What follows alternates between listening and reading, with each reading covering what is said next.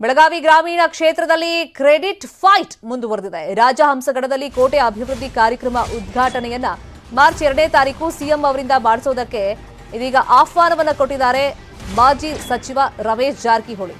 ಇನ್ನು ಮಾರ್ಚ್ 5ನೇ ತಾರೀಕು ಕಾಂಗ್ರೆಸ್ ನಾಯಕರಿಂದ ಇದನ್ನ ಉದ್ಘಾಟನೆ ಮಾಡಿಸಬೇಕು ಅಂತ ಹೇಳಿ ಶಾಸಕಿ ಲಕ್ಷ್ಮೀ ಹೆಬ್ಬಾಳ್ಕರ್ ತಯಾರಿ ಮಾಡಿಕೊಂಡಿದ್ರು. ಆದರೆ ಅದಕ್ಕೂ ಮುಂಚಿತವಾಗಿ 2ನೇ ತಾರೀಕು ಸಿಎಂ ಅವರೇ ಶಿವಾಜಿ ಪ್ರತಿಮೆ ಲೋಕಾರ್ಪಣೆಯನ್ನ ಮಾಡ್ತಾರೆ ಅಂತ ಹೇಳಿ ಈಗ ಕಾರ್ಯಕ್ರಮವನ್ನ ರಮೇಶ್ ಜಾರಕಿಹೊಳಿ ನಿಗದಿ ಮಾಡಿಕೊಂಡಿದ್ದಾರೆ. ಜೊತೆಗೆ ಸಿಎಂಗೂ ಕೂಡ ಆಹ್ವಾನ ಕೊಟ್ಟು ಈ ಮುಖಾಂತರ ಲಕ್ಷ್ಮೀ ಹೆಬ್ಬಾಳ್ಕರ್ ಅವರಿಗೆ ಟಾಂಗ್ ಅನ್ನ ಕೊಟ್ಟಿದ್ದಾರೆ ರಮೇಶ್ ಜಾರಕಿಹೊಳಿ. ಇಲ್ಲಿ ಈ ಕ್ಷೇತ್ರಕ್ಕೆ ಅನುದಾನ ತಂದಿದ್ಯಾರು, ಕೋಟೆ ಅಭಿವೃದ್ಧಿ ಯಾರಿಂದ ಆಯಿತು, ಶಿವಾಜಿ ಪ್ರತಿಮೆ ಯಾರ ಅನುದಾನದಿಂದ ಆಯಿತು ಅಂತ ಹೇಳಿ ಕ್ರೆಡಿಟ್ ಫೈಟ್ ನಡೀತಾಲೇ ಇತ್ತು. ಅದು ಎಲೆಕ್ಷನ್ ಹತ್ರ ಬರ್ತಾ ಇದ್ದಿದ್ರಿಂದ ಕಾಂಗ್ರೆಸ್ ಅವ್ರ ಹತ್ರನೇ ಮಾಡಿಸ್ಬೇಕು ಅಂತ ಹೇಳಿ ಆ ಭಾಗದ ಶಾಸಕಿ ಲಕ್ಷ್ಮೀ ಹೆಬ್ಬಾಳ್ಕರ್ ಅವರು ತಯಾರಿಗಳನ್ನ ಮಾಡ್ಕೊಂಡಿದ್ರು.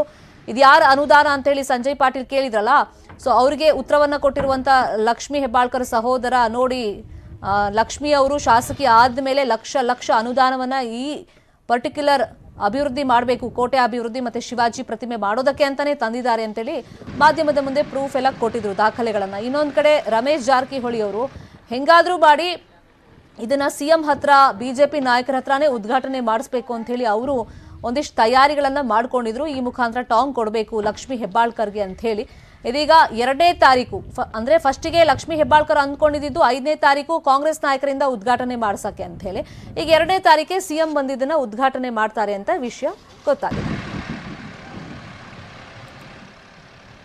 ಇಂಥ ಎಮೋಷನ್ ಮಾಡಿ ನಾಟಕ ಮಾಡೋದು ಬುದ್ಧಿ ಮುಂದಿನ ಚುನಾವಣೆ ಬುದ್ಧಿ ಕಲಿಸ್ತಾರೆ. ಮತ್ತು ಈಗಾಗಲೇ ಸಂಜಯ್ ಪಾಟೀಲ್ ಹೇಳಿದ ಪ್ರಕಾರ ಭ್ರಷ್ಟಾಚಾರ ಅದ್ರ ಬಗ್ಗೆ ನಮಗೆ ಮಾಹಿತಿ ಇಲ್ಲ. ಆರ್ ಟಿ ಐ ಬಗ್ಗೆ ಡಾಕ್ಯುಮೆಂಟ್ಸ್ ಮುಂದಿನ ದಿನ ಮಾತಾಡ್ತೀವಿ. ಅವ್ರ ಬಗ್ಗೆ ಒಂದು ಮಾತು ಹೇಳ್ತೀನಿ, ಹೆಸರು ತಗೋದಿಲ್ಲ. ಕಾಂಗ್ರೆಸ್ ಪಕ್ಷ ಬಿಲ್ಡಿಂಗ್ ಕಟ್ಸತ್ತಿಲ್ಲ, ನಾನು ಉತ್ತರ ಸಚಿವ ಕಾಂಗ್ರೆಸ್ ಪಕ್ಷದ ಅಲ್ಲೇ ರೊಕ್ಕ ತಿಂತಾರೆ ಅವರು. ಬೇಕಾದ್ರೆ ನಾವು ಇನ್ನೇನು ನೋಡ್ರಿ ಕೇಳಿ ಅಲ್ಲಿ ದುಡ್ಡು ತಿಂತಾರೆ.